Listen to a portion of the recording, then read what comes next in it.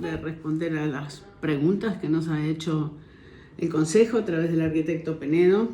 La primera, ¿cuáles son los desafíos que plantea hoy el COVID-19 para las ciudades? Bueno, yo digo que quizás son los mismos desafíos que deben enfrentar desde hace largo tiempo los estados. Bueno, y quisiera además poner un poquito en perspectiva que este tema de estos desafíos no es nuevo, que los que hoy nos aquejan.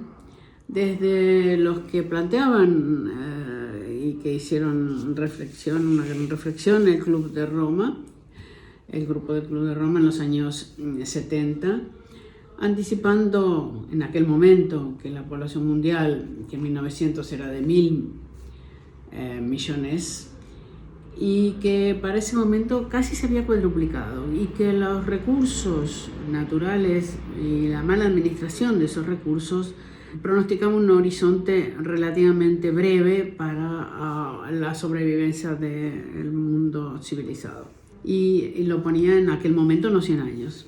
20 años después, la actualización de ese trabajo nos puso en peores condiciones porque lo anticipaba en términos de la profundización de los problemas, de una suerte de catástrofe, deterioro del medio ambiente, crisis institucional, creciente brecha entre ricos y pobres, etcétera, etcétera, etcétera, las mismas cosas de las que hoy estamos hablando, con un crecimiento urbano incontrolado.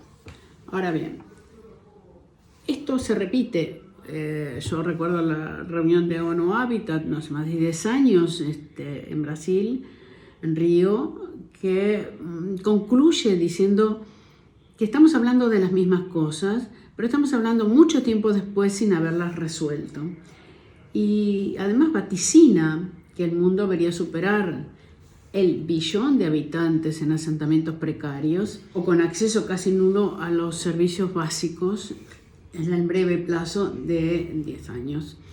O sea, uno puede conversar sobre los innumerables trabajos, seminarios, etcétera, creo yo que se han realizado y que los que hemos participado, muchos de los que estamos involucrados en este tema, pero me pregunto, ¿qué ha cambiado? ¿De qué se han ocupado los organismos internacionales y los estados para comenzar a revertir esta situación? Yo diría, como conclusión, no hay nuevos desafíos, solo que una vez más quedan en evidencia los problemas sin resolver, que se han profundizado sin duda alguna con la epidemia. Paso a la segunda, que es si empieza una nueva era para la configuración del hábitat. Lo primero que digo es que no lo sé. No me gusta hacer futurología. Yo creo que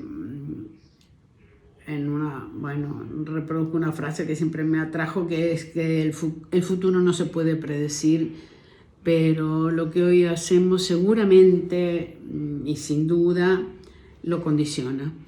Y esto debe venir de la experiencia francés, del Maurice Blondel sobre el futuro se construye, etcétera, etcétera. Pero creo que tiene que ver con la necesidad de recapitular que lo que hacemos hoy influye sobre el futuro y que no podemos predecir todo el futuro, ni todos los acontecimientos, ni todos los grandes eventos. La prueba está a la vista. Pero sí podemos aportar algunas reflexiones, me parece. Algunas reflexiones que tienen que ver con que algunas cosas o temas del área metropolitana meritan una posibilidad de acortar diferencias, de mejorar ciertos comportamientos en las relaciones. En ese caso, la necesidad se hace más evidente de que podemos hacer algo cuando comprobamos que estos problemas no tienen fronteras y que si no estamos pensando en alguna visión que permita encontrar soluciones para el conjunto, en complementariedad, no en competencia, etcétera, etcétera, y que podemos hacer desde las políticas públicas, de la mejor organización de las obras en términos de dónde ponemos los recursos para las infraestructuras, que seguramente las más necesarias son las que podrían permitir una mayor equidad en el desarrollo de las poblaciones, y que eso se hace común a, creo, todas las periferias de las grandes ciudades, con lo cual el tratar de revertir ese mecanismo en términos de la organización territorial y en términos de las políticas públicas para favorecer nuevos mecanismos de relación entre los habitantes y los trabajos, entre la redistribución de la riqueza, etcétera, etcétera, etcétera. Yo creo que existió una frustrada voluntad hace, 3-4 años, con el intento de organizar una estructura o una respuesta o un lugar donde se piensen los temas metropolitanos desde la administración pública gubernamental.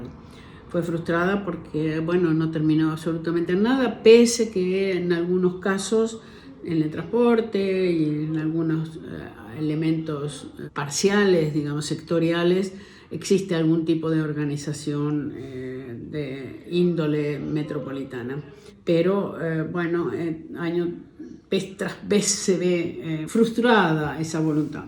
Ahora, quizás se puede aprovechar de la experiencia con algunos cambios, la conducta del trabajo a distancia, sabiendo perfectamente que no hay que creer que esto reemplaza absolutamente o automáticamente las relaciones personales. Si pensamos en la posibilidad de incidir en estas cuestiones que hablamos de las incipientes centralidades, creo que desde la organización política es factible, en la medida de que se plantee esta estructura, de que se empieza a hacer un proceso de consenso sobre cuáles son los roles de cada uno, cómo se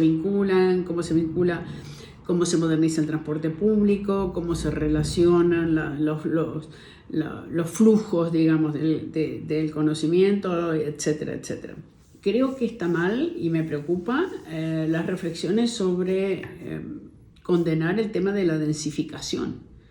Hasta hace muy poco tiempo nosotros pensábamos que la densificación era una situación beneficiosa para el conjunto de funcionamiento de las ciudades, que acercaba a las personas a los equipamientos, que trataba de no desperdiciar, de no ocupar espacio territorial para otras actividades de tipo productivo, natural, etcétera, de esparcimiento, de lo que fuera en el territorio, y que creo que esta situación, que espero que sea coyuntural, no condena la densificación. Me parece que esto va a ser una consecuencia negativa para el futuro de las ciudades, no me cabe ninguna duda.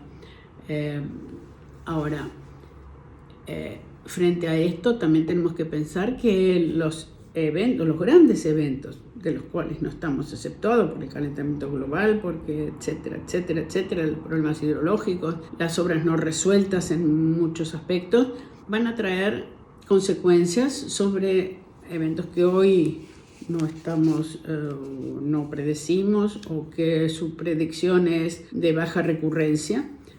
Yo que he estado siempre con los temas del agua, me preocupan enormemente, porque creo que son de los más cercanos y que no estamos preparados para eso, y que además, cuando sucedan esos grandes eventos, la verdad que van a requerir de otras armas que no son necesariamente las mismas de hoy, porque van a tener otras consecuencias. La próxima, que es cuál debe ser el rol que debe asumir el Estado. Yo contesto muy simplemente: es el que le compete manejar inteligentemente los recursos físicos y económicos, y responsabilizarse sobre todo sobre la salud de la educación de los sectores más vulnerables, con criterios estructurales. Es bueno paliar en las situaciones de crisis y ocuparse específicamente con recursos extraordinarios, etcétera, etcétera. Esta asistencia indispensable, pero no tiene que ser después mecanismos endémicos, ¿no?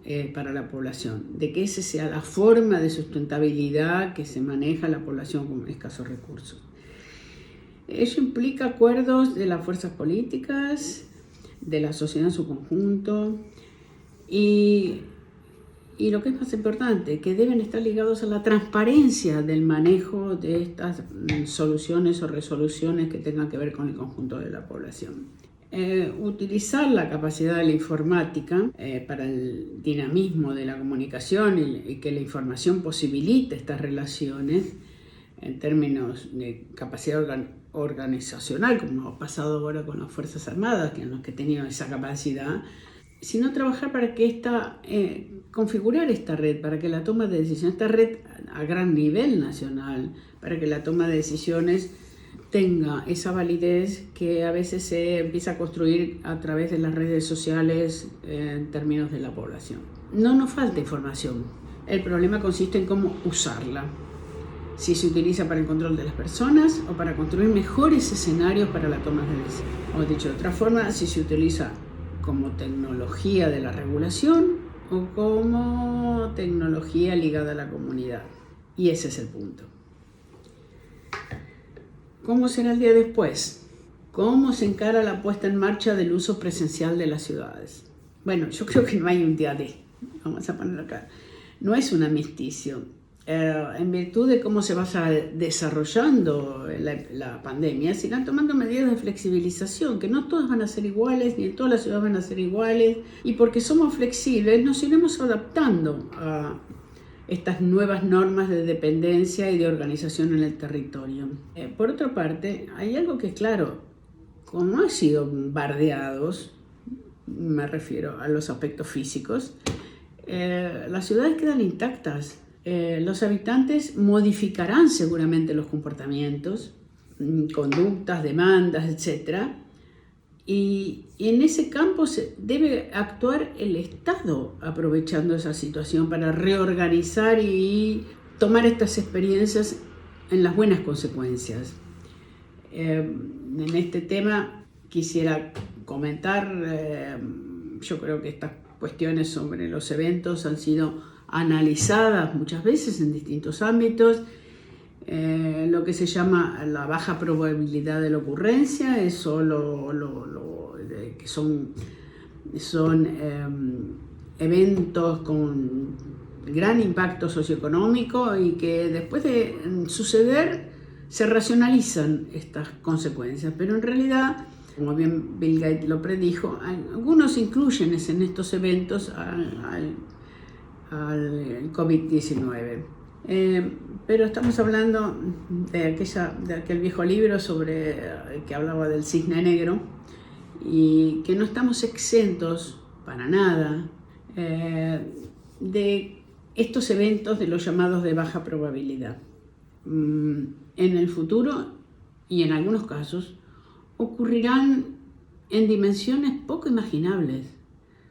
Algunos países quizás se puedan proponer visualizando esa posibilidad de esos eventos en fabricar algunas infraestructuras de contención. Bueno, Holanda lo está haciendo frente al calentamiento global, sobre subida del nivel del mar, pero la contaminación, la deforestación, los problemas ambientales de ese orden, si no estamos dispuestos a tomar medidas que contrarresten estos procesos, probablemente sean consecuencias, las suframos casi todos. ¿Quiénes o qué países pueden dimensionarse para estas cosas? Yo tengo un amigo, un hidrólogo, que me encantó su frase cuando estábamos trabajando en temas de control de inundaciones, que dijo: no se pueden dimensionar los hospitales para la guerra. Y nosotros sabemos que no podemos dimensionar la cota de control de inundación de Buenos Aires para los máximos eventos. La cota es la de Dársena Norte. Y sabemos que hay una probabilidad en los 100 años que quede superada y probablemente estemos todos inundados. Ahora, ninguno de los rasgos de los problemas de gran envergadura pueden ser dimensionados para cada ciudad en sus máximas consecuencias. tenemos que mirar cómo empezamos a contrarrestar las posibles consecuencias de los males usos de estos recursos y de prepararnos en la parte logística, en la organización de la sociedad y en la comprensión de esos eventos para este presente y para el próximo futuro.